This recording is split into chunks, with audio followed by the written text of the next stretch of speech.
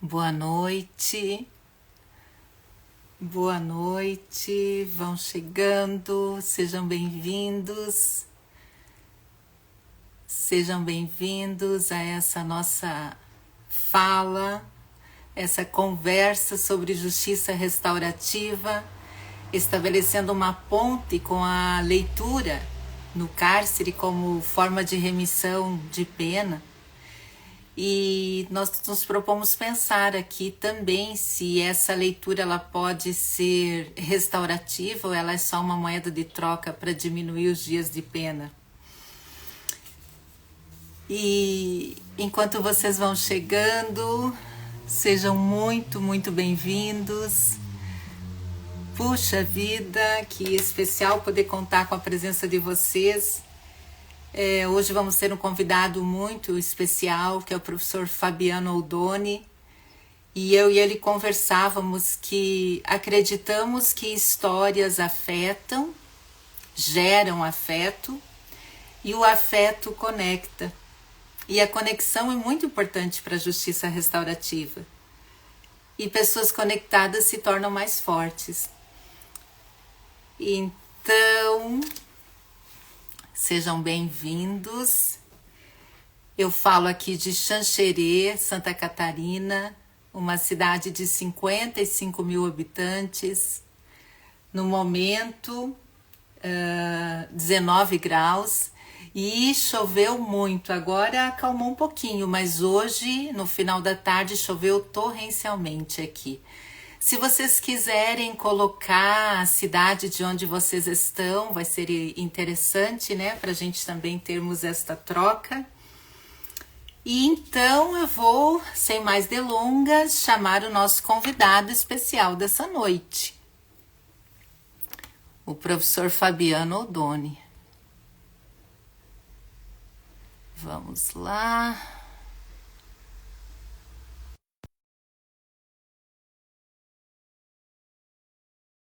E vamos ver se o professor consegue receber o convite e entrar. Boa noite, professor Fabiano. Vou apertar minha câmera aqui. Isso.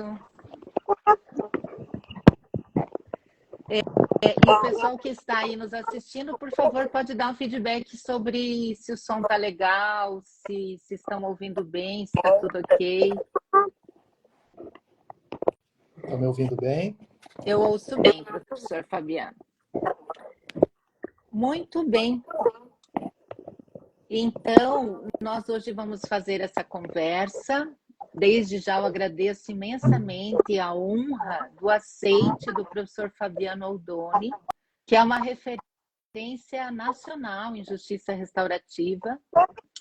E nós pensamos em primeiro falarmos uns 30 minutos, eu e o professor Fabiano conversaremos, e quem desejar fazer alguma pergunta, se vocês olharem aqui abaixo, há um balãozinho com um ponto de interrogação. Então, vocês podem escrever a pergunta ali e no final nós reservamos uns 10 minutinhos para responder essas questões. Muito bem, então eu vou fazer a leitura bem breve do currículo do professor Fabiano. Então, Fabiano Oldoni é doutor em Ciências Jurídicas Públicas pela Escola de Direito da Universidade do Minho, em Portugal. É professor titular de Direito da Univale, autor de 8 livros publicados, entre eles o intitulado Justiça Atópica, Ensaio para uma Justiça Sistêmica, Transdisciplinar e Transpessoal.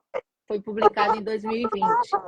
Eu olhei o currículo do professor Fabiano, fiquei realmente impressionada com a vasta produção intelectual. Tem mais de 40 artigos científicos publicados, tem capítulos de livros. Então, realmente temos uma referência aqui hoje. O professor Fabiano também é advogado, pesquisador em justiça restaurativa e sistêmica. Então, nos sentimos realmente muito honrados com a sua presença, com a sua partilha. E aqui nesta sala, professor Fabiano, nós temos, assim, estudantes do curso de Direito aqui da UniOeste Xanxerê, talvez até da Univale também. Temos amigos da pastoral carcerária, até do Brasil, porque o convite foi estendido, né? Então, do estado de Santa Catarina, de outros estados também. E amigos, simpatizantes, algumas pessoas que conhecem muito justiça restaurativa, mas alguns que talvez não tanto. Então, por ser uma audiência bem eclética, eu penso, professor Fabiano, por favor, para o senhor, inclusive, assim, inicialmente contextualizar para nós o que é a justiça restaurativa, como ela pode colaborar com o judiciário e com a resolução de conflitos. E também contar para nós um pouquinho como que está o movimento da justiça restaurativa no Brasil. Então, por favor, prof. Ok, boa noite, Rossali, boa noite, professora, boa noite a todos os presentes. Espero que o meu áudio esteja chegando bem para vocês. Eu falo aqui de Balneário Camboriú, litoral catarinense. Nosso tempo aqui está muito legal, tá bom? E é muito bacana, assim, conversar contigo, Rossali, porque eu sou natural de Chapecó e os meus avós, todos eles moram em Faxinal dos Guedes. Então, Xanxerê sempre foi um trajeto para mim, né? Na minha infância, né? Xanxerê sempre esteve no meio do caminho, porque eu residia até vir para Balneário Camboriú, residia no Paraná, no sudoeste. Então, era um trajeto ali, Abelardo Luz, Xanxerê, até Faxinal dos Guedes, né? Tenho muitos conhecidos aí em Xanxerê também. É um lugar, uma terra muito gostosa. Então, falar sobre justiça restaurativa sempre é um convite que a gente não pode deixar de aceitar, né? Seja porque é um tema novo, por mais que nós tenhamos aí um movimento mundial que vem lá do ano 2000, início do ano 2000, mas no Brasil é um tema teoricamente novo ainda, né? Que a gente está se acostumando a lidar com ele. Então nós temos o que seria, né, essa justiça restaurativa? Ela é uma possibilidade de você olhar os conflitos de uma forma não punitiva, né? A justiça restaurativa ela vai trabalhar com os conflitos com três princípios básicos, assim. A voluntariedade, ou seja, as pessoas elas participam da justiça restaurativa de forma voluntária, né? A autorresponsabilidade, então, quando há um conflito, autor, né, perpetrador e vítima, para participarem desses encontros restaurativos, eles precisam ter voluntariedade o perpetrador, o autor da violência, precisa reconhecer o ato que ele praticou, né? Precisa reconhecer que realmente, por algum motivo, ele cometeu aquele ato, não trato nem de questão ilícita, mas um ato que houve um dano para outra pessoa. E o terceiro tripé, o terceiro pé desse tripé seria a reparação. E essa reparação não necessariamente ela é uma reparação financeira e nem mesmo uma reparação punitiva, mas é uma reparação que pode ser muitas vezes em alguns encontros um simples pedido de desculpa, né? Uma simples conversa, um simples entendimento. Então a justiça restaurativa ela tem três caminhos para ser aplicado. A gente chama de o mais comum, né, o que a maioria das pessoas conhece, e o que mais é aplicado no Brasil são os círculos da paz, os círculos restaurativos, aonde as pessoas participam, né, autor, vítima, participam desse círculo restaurativo com um facilitador e a questão, né, ela é decidida ali nesse círculo a partir do diálogo, a partir da escuta. Nós temos as conferências, onde são círculos também, mas com a participação da comunidade, participação de terceiros, participação não só das partes interessadas, mas de terceiros que vêm para trazer a experiência deles sobre os mesmos fatos. Então, eles relatam as experiências e aqueles envolvidos ali, né, escutam, e isso pode, de alguma forma, colaborar para ultrapassar aquele momento de crise. E nós temos também o encontro, a mediação autor-vítima. A mediação autor-vítima é mais específico para a questão direcionada entre as duas partes envolvidas no conflito. Então, são as três metodologias mais aplicadas da justiça restaurativa, mas o que mais predomina para nós aqui é o círculo restaurativo. E esse movimento mundial, ele é muito antigo já, né? Mas ele vem, assim, padronizado, sistematizado a partir de uma resolução da ONU, lá do ano 2002, resolução 12, onde a ONU então, ela estabelece, né, o que é a justiça restaurativa, traz os princípios, traz uma metodologia de aplicação da justiça restaurativa, e ali ela possibilita que os Estados-membros da ONU possam, então, implementar a justiça restaurativa em seus países, seguindo aquela resolução como um parâmetro, não como uma obrigação, mas como um norte, né? E o Brasil, então, a partir disso, começa a fazer movimentos muito individualizados, assim, alguns juízes, né, que praticavam algumas práticas restaurativas numa comarca, outra comarca, mas isso tudo foi muito lentamente, até o ano 2010, quando o CNJ, então, implementa os estudos, né, implementa uma resolução para começar a fazer um estudo mais sistematizado da possibilidade de implementação da justiça restaurativa no judiciário brasileiro.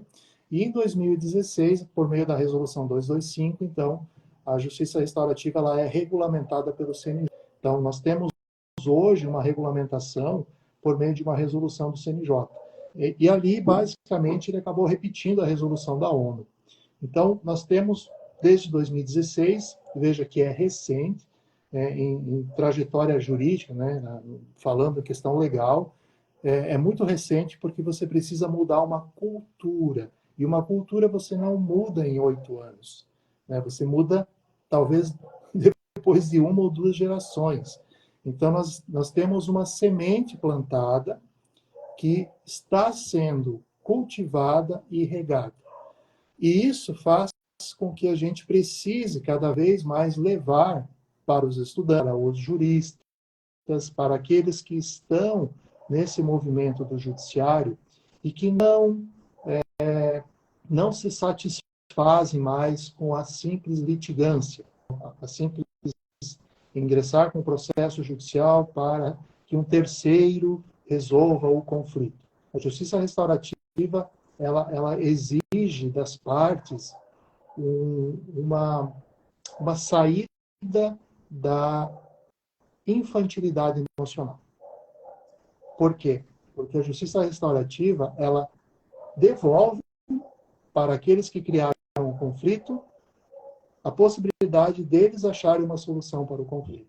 Ela não utiliza para um alheio, que é o sistema jurídico nosso, né? Quando a gente tem uma disputa, a gente terceiriza isso para um terceiro, e esse terceiro vai dizer quem está ou não está com a razão. Então, o nosso sistema de justiça tradicional, ele resolve processos, resolve demandas, mas ele não resolve conflito.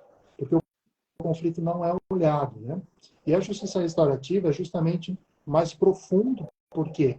Porque ela não interessa o resultado. Ela quer que as partes, de alguma forma, achem um consenso e aquele conflito possa ser resolvido. Então, a justiça restaurativa, ela foi criada e pensada para a justiça criminal. Isso é importante deixar bem claro, né? A justiça restaurativa, ela foi pensada e criada para a justiça criminal.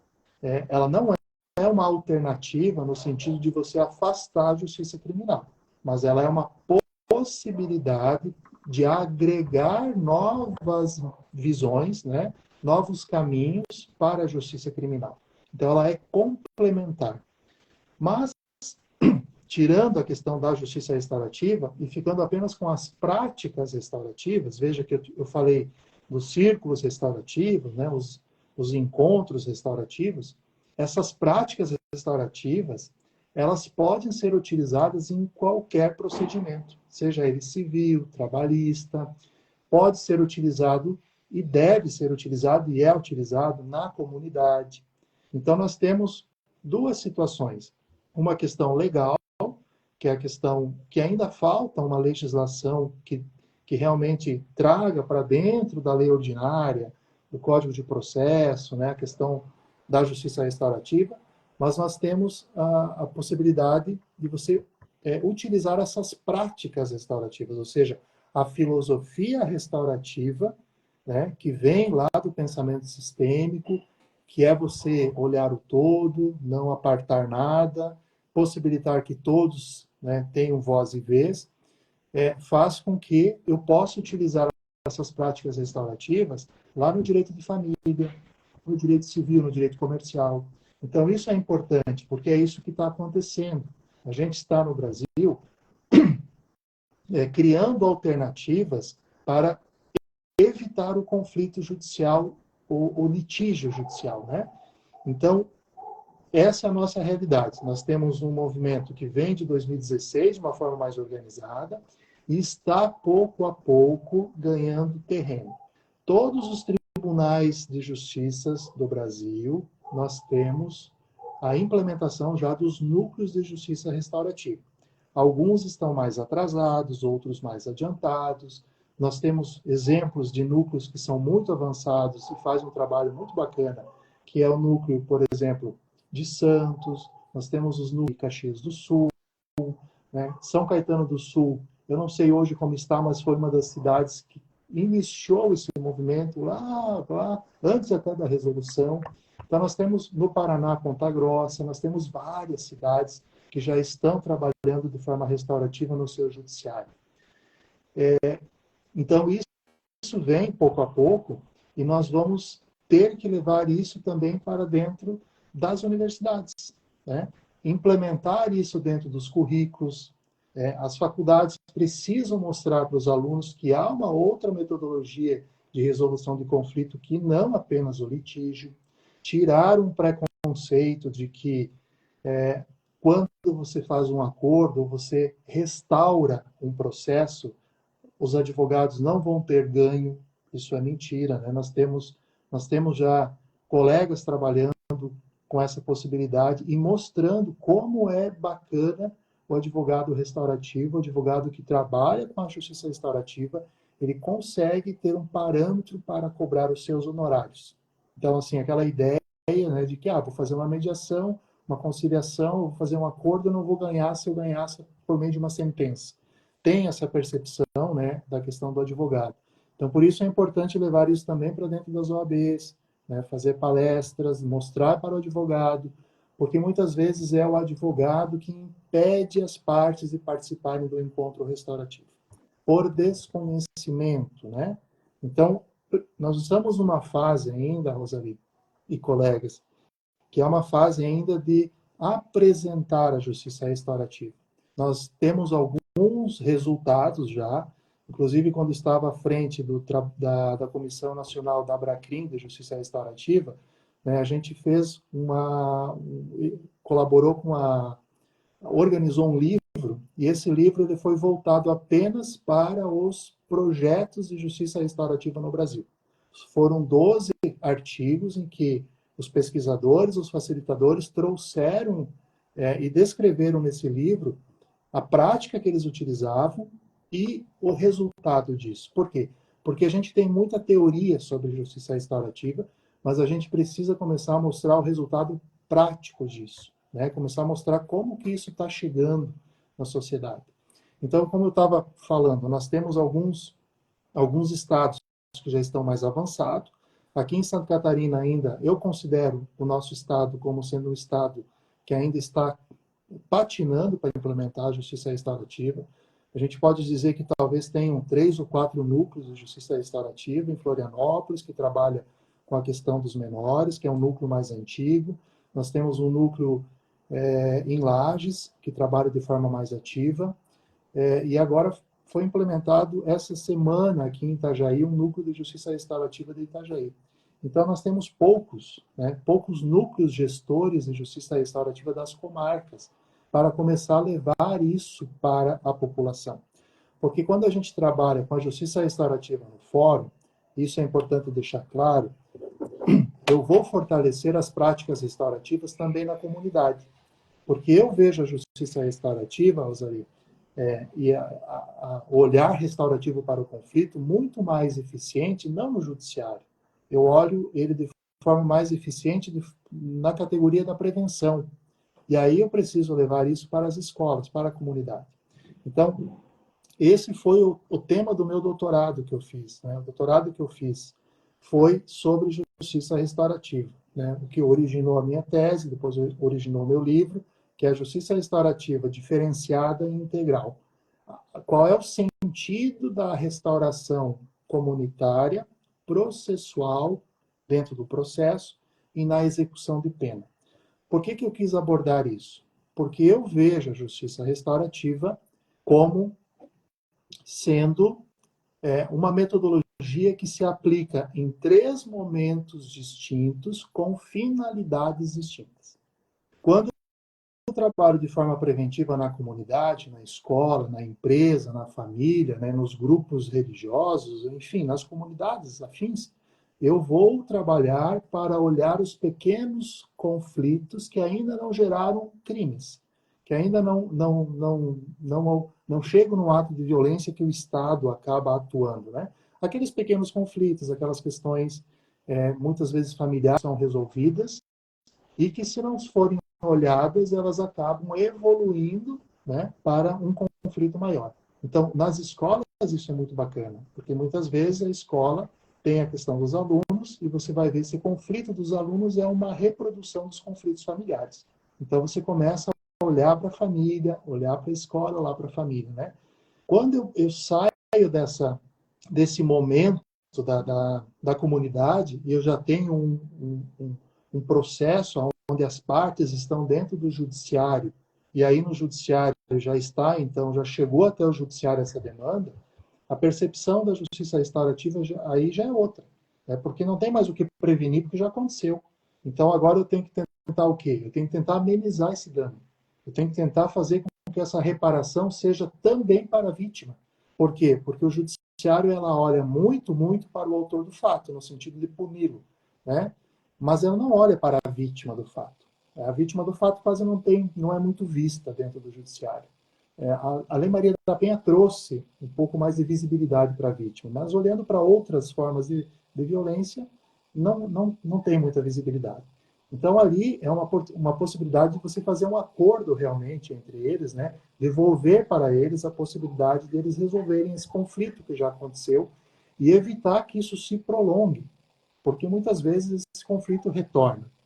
E num terceiro momento, quando já não tem mais o que fazer, porque esse cidadão já está cumprindo pena, né? Já está dentro do sistema prisional, então já não deu certo a primeira, no segundo também não resolveu, nós vamos ter uma possibilidade de olhar para esse cidadão ou cidadã que está no sistema prisional cumprindo uma pena e possibilitar a ele uma forma dele retornar à sociedade, de ser reintegrado à família e à sociedade.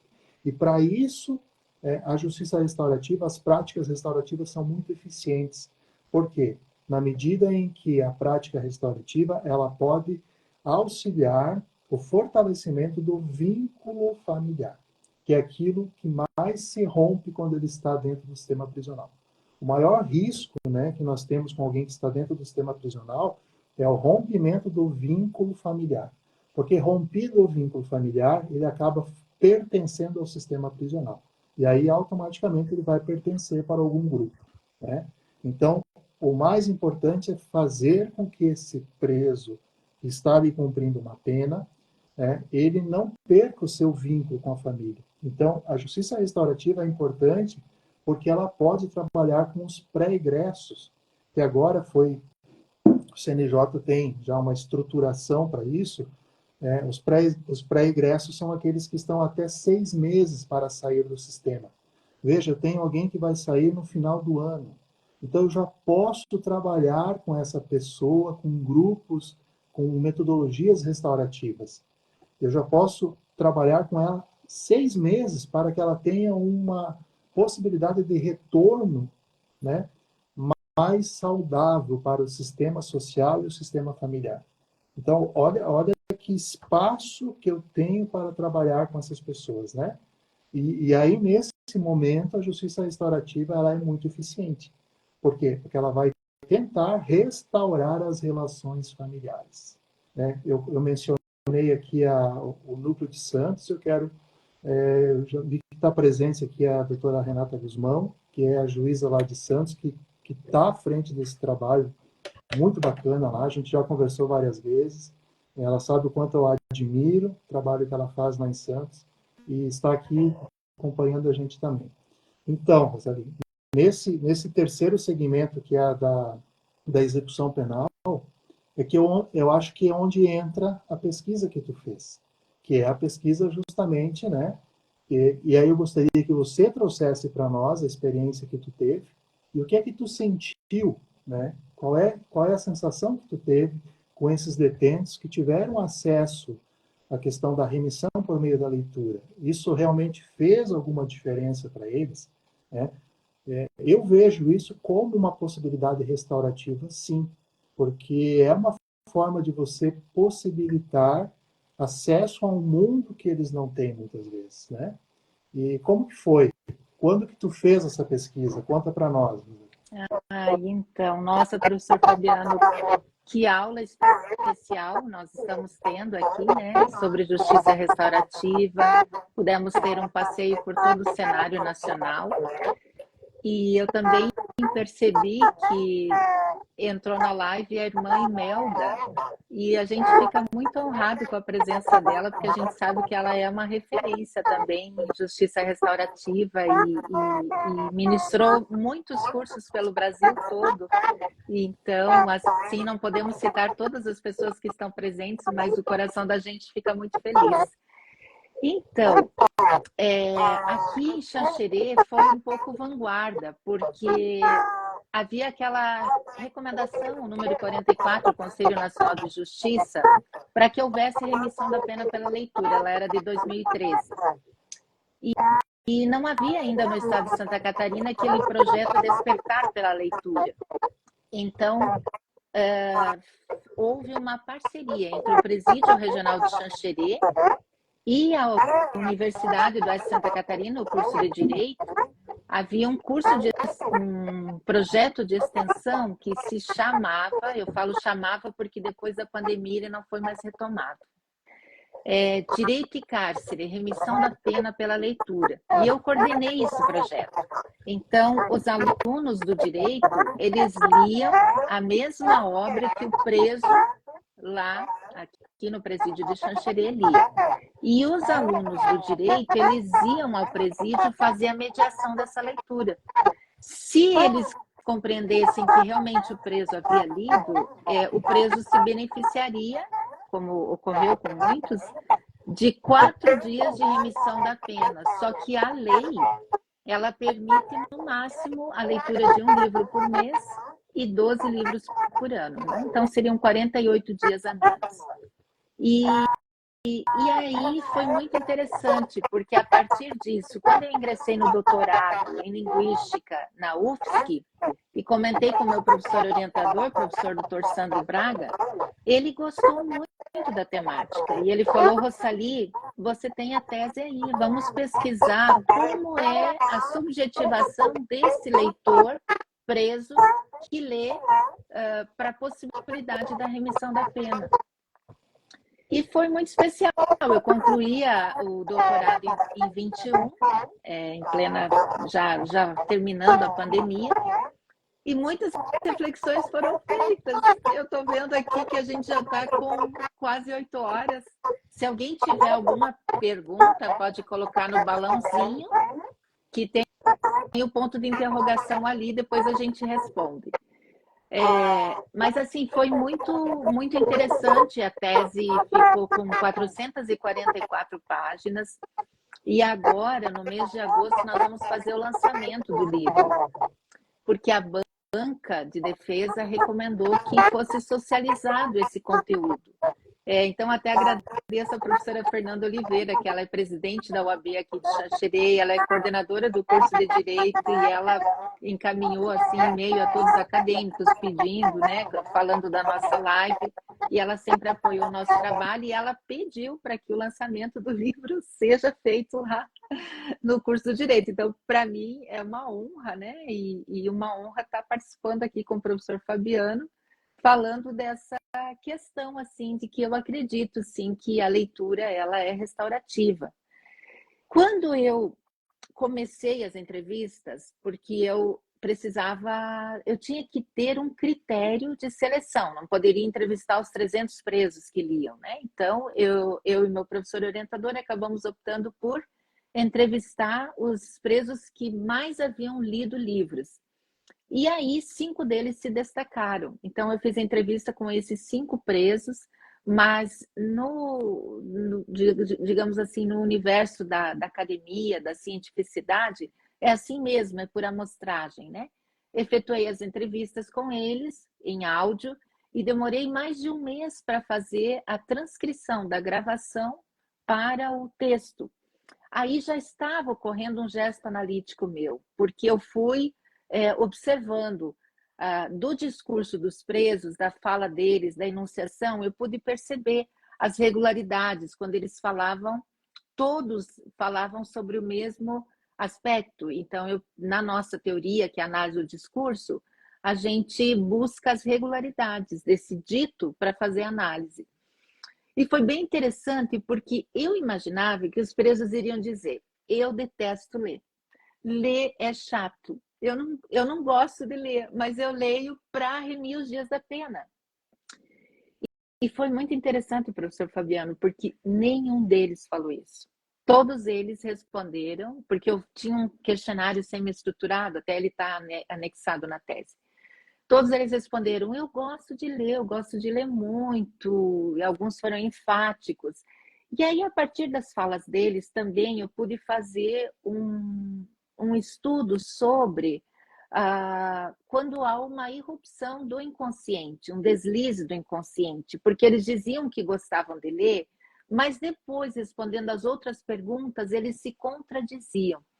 Mas, de qualquer forma, eu fiquei... O professor Sandro nem gosta que use essa palavra, não sei se ele está me ouvindo. Eu digo que eu fiquei assim, perplexa, estupefata, ouvindo eles falando, respondendo, sabe, sobre os livros. E o vocabulário que eles têm realmente é bem significativo, porque eles leem muito. Então, um dos livros que eles leram e liam era O Crime e Castigo, do Dostoiévski, Os Miseráveis, do Victor Hugo, O Admirável Mundo Novo, do Aldous Huxley, entre outros. E eu precisei organizar, busquei os clássicos e procurei organizar, inclusive, por escolaridade. Então, também coloquei O Pequeno Príncipe, de Exupéry, algumas outras obras. E, para mim, ficou bem interessante que eles se identificavam com obras que havia alguma coisa de prisão. Então, por exemplo, lá no Crime e Castigo, o Raskolnikov fica 8 anos preso. Então, eles se identificavam muito com o Raskolnikov, com esse personagem, com o drama de consciência dele. Ou também com o próprio Os Miseráveis, o Javert, que ficou 19 anos preso porque havia roubado um pão. Aí um dos presos me chamou muito a atenção, eu nunca vou esquecer, um dos presos, ele lia das 22 horas à meia-noite só com a luz da TV. Então, é um contrassenso, porque para nós, o que a gente faz? A gente desliga a TV para fazer a leitura. E então, ele gostou tanto da leitura que ele ficava com a luz da TV. Enquanto os companheiros da cela liam, estavam já assistindo a TV, enfim, ele ficava com aquela luz ínfima da TV para fazer a leitura do livro, sabe? Assim, para curtir para saber qual seria o fim daquela narrativa. Bem interessante. E esse menino que lia, eu falo menino porque os dados estatísticos mostram, né? Não sou eu que falo, os dados estatísticos mostram que os presos, nós temos em torno de 1 milhão de presos no Brasil. A maioria dos presos, eles são 64% são negros, há uma baixa escolaridade e um percentual imenso de jovens, né? Então, por isso que eu falo menino, porque é muito jovem, né? Aquele rosto assim que a gente vê pode ser o filho da gente, né? Meu Deus do céu. Então, esse menino, ele contou na entrevista que ele se identificou com O Admirável Mundo Novo, do Aldous Huxley, porque lá nesse livro vai falar dos selvagens e tudo mais, e ele conta que a mãe dele, ele foi defender a mãe, que apanhava muito do esposo, do pai dele, e ele foi defender e o pai dá um tiro na perna dele com 9 anos, com 9 anos de idade. Então, eu também percebi que, das entrevistas, que lares desestruturados, sabe? Percebi isso, talvez, enfim, né? Ficou evidente também. Mas, enfim, poderíamos ficar aqui horas e horas falando sobre isso. Já são 20h05. Eu vou dar uma olhadinha se tem alguma pergunta. Ninguém perguntou, professor Fabiano. Ninguém perguntou nada. Então, Deixa eu complementar. Tá me ouvindo? Sim, né? claro. Isso que tu trouxe da tua experiência, eu faria dois olhares. O primeiro olhar é essa participação dos estudantes, né? Porque nós temos alguém de fora que vem para dentro do sistema. Então, para eles isso também é uma curiosidade, né? É um conhecer o lugar de fala de quem está dentro do sistema prisional. E quem está dentro do sistema ter a percepção daquele que está fora e que não vem ali no sistema apenas para julgá-lo ou para, mas vem ali para ouvi-los, né? Então você tem duas realidades ali. E esse encontro é um encontro restaurativo. É um encontro Com restaurativo. certeza. Porque você traz as diferenças e nessas diferenças eles encontram as singularidades. E qual é a singularidade dessas diferenças? A leitura. Ou seja, eu me sinto igual a você que está na faculdade, porque nós, por meio do livro, né? Então o livro nos iguala. Isso é restaurativo, né? Porque a justiça restaurativa trabalha com a horizontalidade.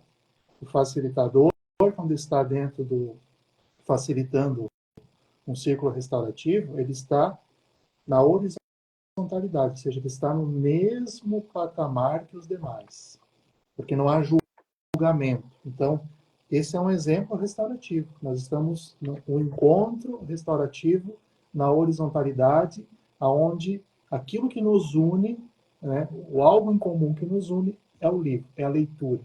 Nesse momento, nós somos dois em um.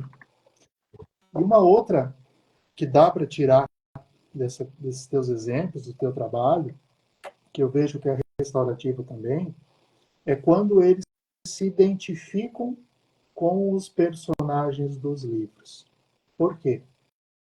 Porque na justiça restaurativa, quando a gente, por exemplo, se a gente fizesse um círculo restaurativo com os agressores, tá? Violência doméstica, e todos eles terão o seu momento de fala e falarão, né? No final nós vamos pegar um padrão de comportamento. As dificuldades deles são as mesmas, é muito parecido o ciclo de violência que eles se envolvem. Então, eles vão olhar aquele grupo, eles vão falar assim, mas eu me identifico no outro. Mas o que você falou é aquilo que eu vivo. Ou seja, o que você sofreu na tua infância é aquilo que eu sofri. Então, eu começo a olhar o outro como um igual a mim. E quando eu trago vítimas e agressores para um círculo e eles dialogam, eles verão que por trás de todas as questões, né, existe uma singularidade que é a humanidade. E o que existe de diferente é eu lidei diferente do que você com as questões que me afetaram. Porque, e aí trazendo um olhar sistêmico para isso, todos nós tivemos e temos que olhar para os nossos pais, pai e mãe, porque todos nós temos questões a serem vistas e olhadas para as questões familiares. E esses presos que estão lá, se a gente for ouvir um a um deles, como você mesmo comentou, há um padrão de desestrutura familiar. Então, que a justiça restaurativa entra? Ela entra justamente para possibilitar que eles, de alguma forma, possam voltar para uma família um pouco mais estruturada, o que não é fácil. Então, eles acabam se olhando como iguais. Novamente, sem olhar de julgamento. Então, eu vejo todo movimento que, de alguma forma, não busca a punição, ele é restaurativo. Tá? Todo movimento que, de alguma forma, faz você olhar o outro, né, como um humano, ele é restaurativo. Todo movimento que permite você dialogar com o outro sem julgamento, ele é restaurativo. Então, é disso que a gente precisa dentro do sistema prisional. Ter espaços para que essas pessoas possam ter momentos de diálogo e de escuta, porque eles têm muita necessidade disso. Eles tanto gostam de ler e leem, eles tanto se interessam pelas questões deles, que se eu sou advogado criminalista, se eu vou conversar com um cliente que está preso, ele me diz o dia que ele vai sair, quanto tempo ele vai progredir do regime. Ele sabe tudo. E ele sabe muito mais do que aluno que está na metade da faculdade. Por quê? Porque ele estuda aquilo ali. Ele tem acesso a esse livro na biblioteca do presídio. Ele se interessa pelas questões dele. Porque essa é uma questão dele agora. Mas é uma questão momentânea. Né? Depois não será mais. E aí nós precisamos trazer outras questões que devam lhe interessar também. Então, por isso que eu vejo que a leitura é, sim, um incentivo muito grande. E ela não só a questão do sentar e ler, mas tudo que ele proporciona. Né? Ele abre um monte de outras comunicações, seja com os acadêmicos, né? Seja entre eles, ou seja com o próprio inconsciente, quando ele se comunica e conversa de forma com o personagem do livro. E, na verdade, ele está conversando com ele mesmo. Né? E aí ele te responde algo, mas deixa escapar no inconsciente dele o que realmente ele sente. Né? E tem por trás, talvez você tenha feito com homens, né, as entrevistas, né? E tem por trás dessa questão do masculino, eu te afirmo isso porque eu faço um trabalho comunitário aqui, trabalho voluntário em uma clínica de reabilitação com homens. Questão de drogadição, de alcoolismo.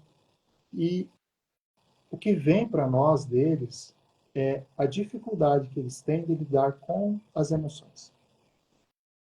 Eles são homens muito sensíveis, mas que por uma cultura que não permite que a sensibilidade do homem seja, né, aonde a sensibilidade do homem muitas vezes é vista como a questão feminina, né, de gênero, de homossexualidade. Então ele não sabe lidar com essa sensibilidade.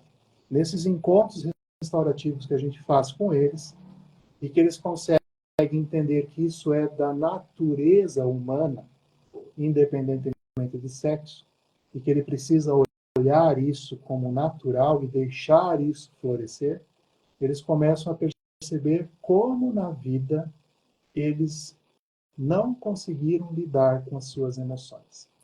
E quando um preso, né, um detento, um reeducando, seja lá o nome que se dê, tem acesso a uma leitura, ele está, de alguma forma, permitindo o acesso às emoções dele. Então, isso é muito mais... É uma profilaxia muito maior do que a própria... A pena não é profilática de forma alguma, mas ela é muito mais meritória, né, essa questão da leitura, do que tudo aquilo que a gente acha que o sistema prisional possa fazer para melhorar, que na prática não melhora. Então, parabéns por esse teu trabalho, essa tua pesquisa.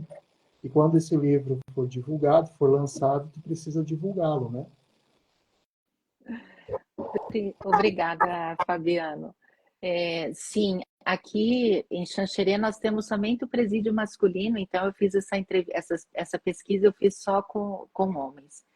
E agora nós já estamos nos encaminhando para o final e fica um sentimento assim, de um gostinho de quero mais, porque realmente penso que foi um tempo assim que nós aprendemos muito. Acredito que há vários estudantes aqui do curso de Direito que talvez nunca não houvessem ainda falar, né? Não, nunca ouviram sobre a justiça restaurativa e essas reflexões todas.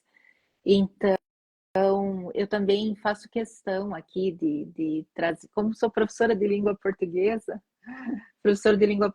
então tem um pensamento do Fernando Pessoa que eu gosto muito.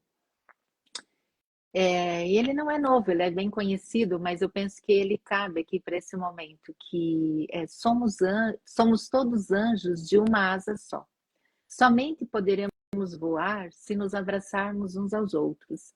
Então, talvez se a minha pesquisa ficasse sozinha, ou todo esse conhecimento que o Fabiano tem sobre a justiça restaurativa e sistêmica, né? Se os anjos não, esses anjos alados, né, não tivessem se encontrado, talvez a gente não tivesse tido essa reflexão.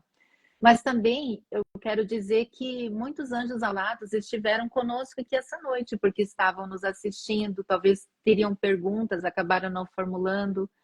E agradecer a professora Fernanda do curso de Direito, né, que ela realmente estendeu o convite a todos os estudantes. E agradecer também, eu preciso sempre agradecer, o Presídio Regional de Xanxerê, que abriu as portas para que eu pudesse fazer essa pesquisa. Eu dedico a tese aos presos, principalmente aos presos entrevistados. Sem eles eu não teria acesso a esse material para eu fazer as análises todas, né? Então, talvez a gente nunca consiga agradecer a todas as pessoas que estão próximas e que Deus vai, eu acredito nisso, que Deus vai conectando e, e assim, e vai ocorrendo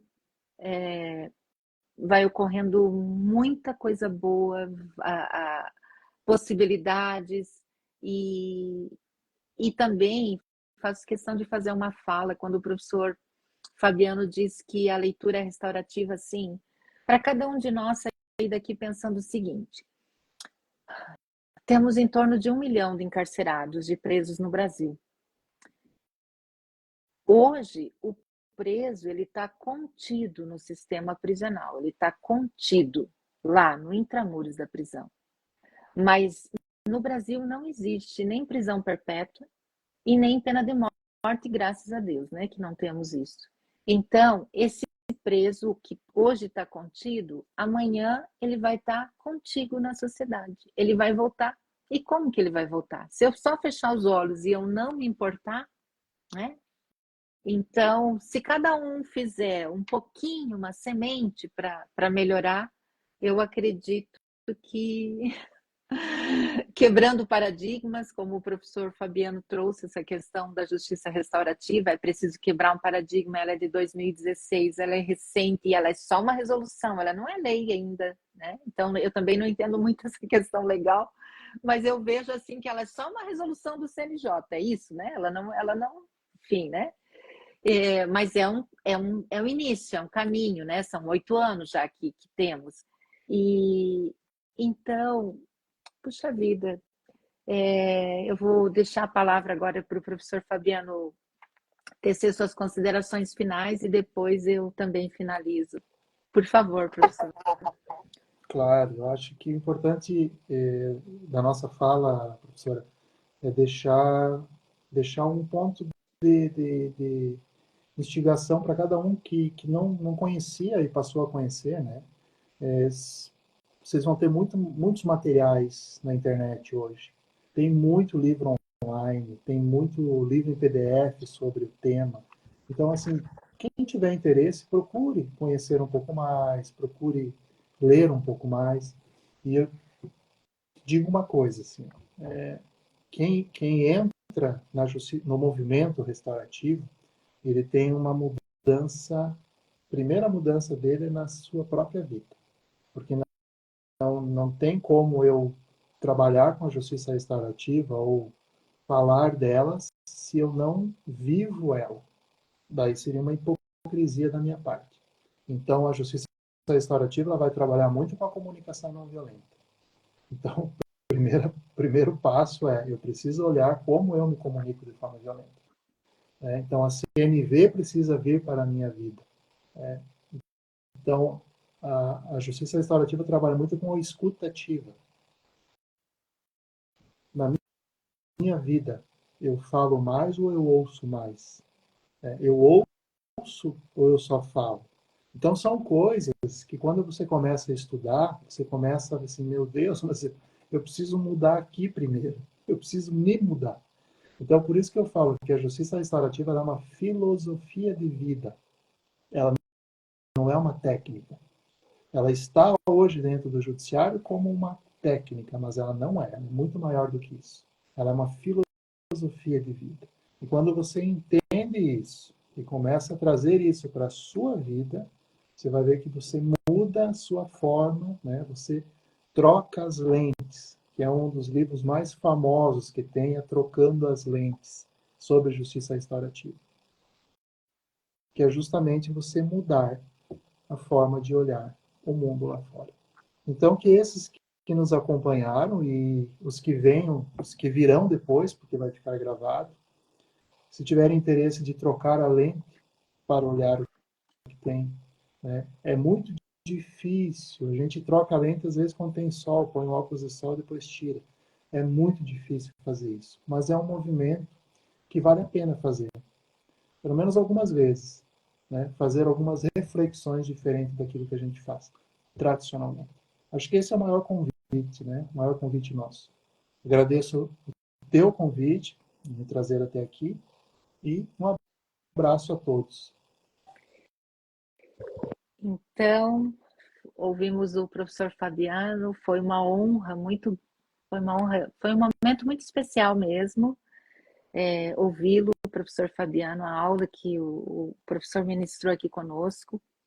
Sigam o professor Fabiano no Instagram, a mim também, vai ser muito legal. O professor Fabiano já ratificou, alguém pediu ali e eu comento também, a live vai ficar gravada, vocês podem assistir novamente, vocês podem compartilhar, por favor compartilhem para que mais pessoas também reflitam sobre isso. E a palavra de ordem é gratidão. Gratidão, professor Fabiano, gratidão a todos que nos ouviram, a nossa audiência e gratidão ao professor Fabiano. Muito obrigada a todos e até mais.